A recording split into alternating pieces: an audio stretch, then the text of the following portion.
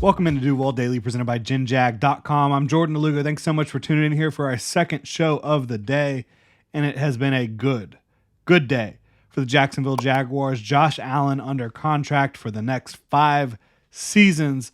Awesome news for your Jaguars. If you enjoy the content here, please like, subscribe, hit that notification bell. You can also check out GenJag.com/shop, pick up some new Duval gear. So the numbers have come in on the Josh Allen deal.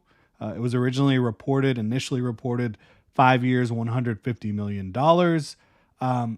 He can earn up to $150 million. But in reality, it looks like the base numbers of this contract, closer to the Brian Burns deal that he got earlier this offseason up in New York. He's getting $28.25 million per year average annual value, which is still the second most in the NFL at edge. It is a little bit more than Brian Burns, significantly less than that outlier of a contract that Nick Bosa signed with the San Francisco 49ers. But yeah, so the numbers are in. We also had Josh Allen's press conference following the signing of the new deal. So we'll talk about some of what he said at the press conference. Also look at the numbers, right, and dive into this thing. Really appreciate you guys tuning in and supporting the channel here. So the big news we were looking for here with the contract details are what the 2024 cap hit would be, right? The cap hit is only $11 million, which is even a little bit lower than what I expected. I expected it to be about $12 million, but the Jaguars are saving now $13 million in 2024 cap space, right? The franchise tag, it was about $24 million, just over $24 million for outside linebackers. Now that the deal is done, the Jaguars saved $13 million in 2024 cap space. They should now be sitting at close to or around $30 million in 2024 cap space. That's awesome. That is huge for the Jacksonville Jaguars. I don't want to take the spotlight off of Josh Allen here. There's business to talk about as well. I don't want to take the spotlight away from him, though, because he deserves it today. He's deserved it this entire offseason and really most of his entire career with the Jacksonville Jaguars, right? He has been the consummate professional, one of the best players to ever enter that building, one of the best people to ever enter that building. Just such an awesome person, such an awesome franchise player for the Jaguars to have on and off the field. He said, "Good things come to those who wait." And I thought that he just came off incredibly humble, incredibly focused, thankful for this contract, but not satisfied. Focused on the future, but thankful for everyone who supported him on the way here. Thankful for his teammates, his family, the coaching staff, but focused on the task at hand. He said, "I want to cry because I'm so happy." But then he continued to say, the job is not done. He wants a Super Bowl for the city of Jacksonville. He wants to be the Super Bowl MVP, which very possible, right? A lot of times it goes to that quarterback. Jaguars do have a franchise quarterback as well in Trevor Lawrence.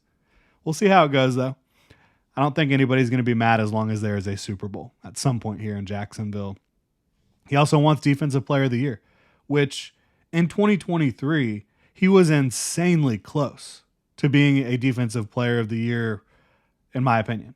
Like, this was one of the most loaded Defensive Player of the Year crops I've ever seen, right? Just unbelievable performances around the league on the defensive side of the ball. He was absolutely a top 5 candidate for Defensive Player of the Year, in my opinion. And no, I'm not arguing that he should have won it, but is that an unrealistic goal for him to set for himself? I actually don't think it is. I think he was right there this year. In a different year, his performance could have won it. In several different years over the past decade, Josh Allen's 2023 performance during the regular season would have won him Defensive Player of the Year. Didn't quite get it done this year. It was an unbelievable year for the defensive side of the ball. But those are the goals for Josh Allen. He also shared that Tony Brackens has become a mentor for him. Tony Brackens is the Jaguars' all-time sack leader. Josh Allen is going to break that record, right? He's probably going to break it next year. But the fact that Tony Brackens and Josh Allen have become close is awesome. It's awesome for Josh Allen. It's awesome for Tony Brackens. these two guys, Brackens has a lasting legacy in Jacksonville. His career was cut a little bit short. Injuries kind of took their toll on him. But an unbelievable start to his career Tony Brackens had, and Josh Allen has had the same thing here. And I think Josh Allen, barring any really unfortunate circumstances, is going to be the Jaguars' all-time sack leader, and he's going to be that in short order. And having Tony Brackens, the guy he's going to have to pass, on his team, rooting for him, I think that's awesome. And mentoring him, that's really cool to hear. And I just want to tell y'all, Jacksonville, Jaguars fans, incredibly, incredibly lucky to have this guy. And it shouldn't have even happened, right? There should have been no chance that the Jaguars landed Josh Allen where they did in the draft. This was a guy that should have been the first edge off the board in the year that he was taken. Second edge, maybe, right? The Raiders, unbelievable. They took Clelin Ferrell over Josh Allen in that 2019 NFL draft. Unbelievable. And John Gruden's explanation was that they wanted a 4-3 linebacker. 4-3 defensive end. You don't think Josh Allen can play 4-3 defensive end? Yeah, Nick Bosa, obviously, top guy off the board. Makes sense. But then at 4, Oakland Raiders taking Clelin Ferrell. That was an unbelievable decision. So, Josh Allen should have never made it to the Jaguars at 7 overall. Then you also have the Tampa Bay Buccaneers taking Devin White at 5 overall. The New York Giants taking Daniel Jones at 6 overall. The Jaguars were gifted Josh Allen in the 2019 NFL draft. They're lucky to have him. The city is lucky to have Josh Allen. The Jaguars are lucky to have Josh Allen. We're lucky we get to watch this guy play for the next several years in Duval, in black and teal. He said that he's really happy about getting this done before OTAs.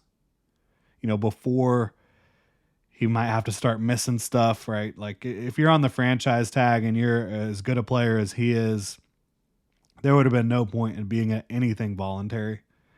Then you talk about some of the mandatory stuff. Usually Jags vets get off of mandatory minicamp anyways. But he's happy this thing got done early. And when I say early, that is a relative term, right? Should have been done long ago. If it was done long ago, Calvin Ridley would probably still be in the building. But he's happy that it got done before anything where he might have to actually miss time and not be with his team.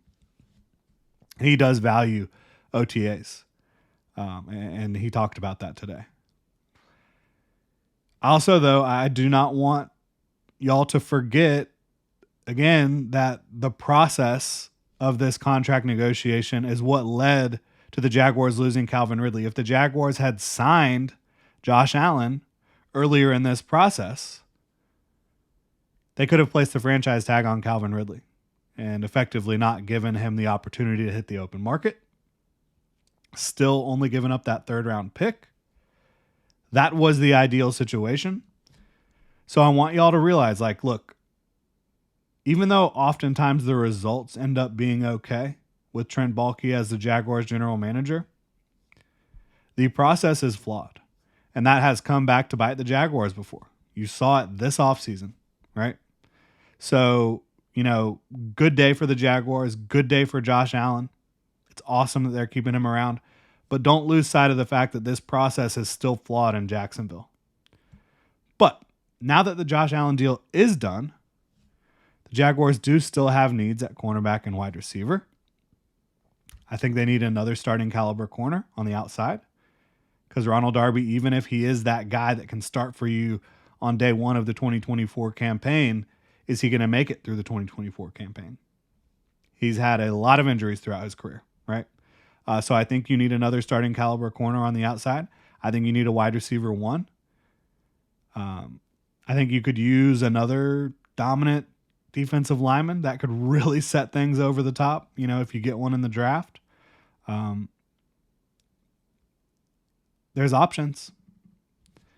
I'd definitely be willing to give up that 2025 first for either T. Higgins or Brandon Ayuk, then go get a defensive player in the first round, not have to worry about wide receiver. I think the Jaguars have a good offensive line. I think still depth throughout the draft would make sense for them there. I think they're one piece away on offense, a piece or two away on defense from having a Super Bowl caliber roster, from really being right there. They're close. So you could go get Ayuk or Higgins. Could go get Marshawn Lattimore if you want to go get a veteran corner to come in here that has familiarity with this staff, has familiarity with this system, has a ton of talent. Maybe get it at a discount because the Saints are constantly in cap hell. I'd also be good with trading draft capital to go get Rome Odunze. Not against that at all. The Jaguars have a lot of options. So many ways to improve this team between now and the start of the 2024 campaign. I think they should be pushing their chips in. They are in a Super Bowl window right now. Make no mistake about it. I think as of this moment, they probably are a top 5-ish team in the AFC. I think because obviously Trevor Lawrence, they have lots of weapons on the offensive side of the ball. Maybe not that elite receiver, but lots of good weapons.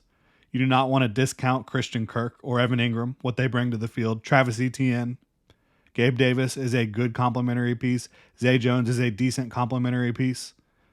Their starting 5 on the offensive line is looking good. Like Mitch Morris, that changes things. That changes things a lot for the interior of that offensive line. And having a healthy Cam Robinson, healthy Walker Little, healthy Ezra Cleveland.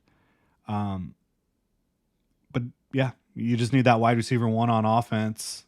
So again, I'm good with giving up draft capital to go get Rome Odunze or Brandon Ayuk or T. Higgins, whatever it may be.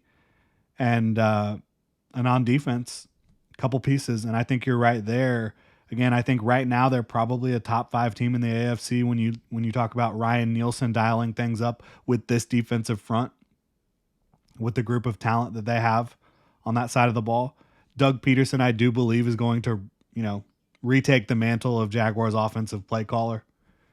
I don't think he would have hinted at that earlier in the offseason if that wasn't coming down the pike, right? Like, why even flirt with that idea if it's not going to happen? So, yeah, I think the Jaguars are in a very good position to continue to improve this roster. I think getting Josh Allen inked to this long-term deal is huge for them. It's huge for, just the play on the field, but it's also huge for the culture in that building. Saying if you're a homegrown guy and you do your job and you get the job done, you're going to get the bag. And that's exactly what Josh Allen has done. Really appreciate y'all tuning in. If you enjoyed the content, please like, subscribe, hit that notification bell. You can also check out genjag.com/shop, pick up some new Duval gear. Y'all have a good one.